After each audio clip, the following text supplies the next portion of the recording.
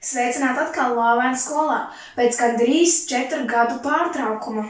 Es vairs nelasu kokosriekstu, bet gan laika čūskas pavēlnieci. Bet šodien mēs par to nerunāsim. Es jums pastāstīšu par Līlijas šūnas noslēpumiem. Man palīdzēs stikla burciņa šūnapvalka lomā, mazliet caurs plastmasa maisiņš membrānas lomā, organītu tēlos eglīšu bumbiņas kā chloroplasti, asināmais ar lentīti iekšā būs mitohondrijas, pretstresa bumbiņa būs lokola, putaplasta oliņa,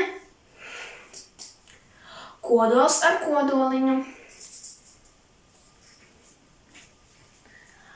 plastilīns Golgi komplekss. Tas viss peldēs želantīna maisījumā jeb citosolā.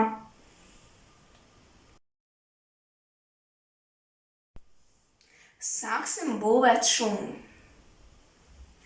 Membrāna ir plāna, tā regulē vielu plūsmu iekšā šūnā un ārā no tās. Ieliksim vokolu, tajā glabājas šūnsula un barības vielu rezerves. Jo vecāka šūna, jo lielāka vokola. Liekam to visu šūnapvalkā. Tas ir stingrs, palīdz saglabāt šūnas formu, nodrošina atbalstu un aizsardzību. Lilijas zaļās lapas šūnai ir daudzstūra forma.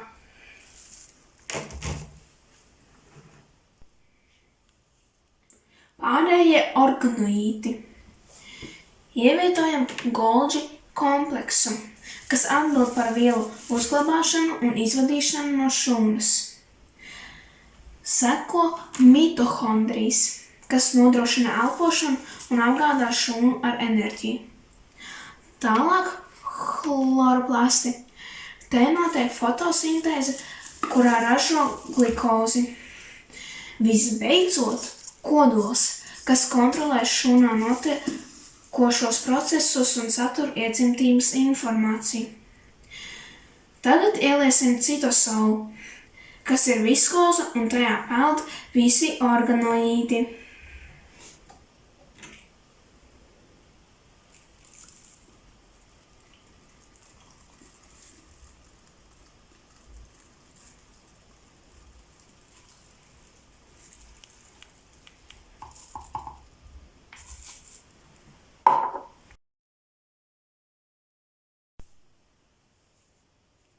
Lilijas zaļās lapas šūna ar citoplazmu un šūnapvalku beidzot ir gatava. Viss!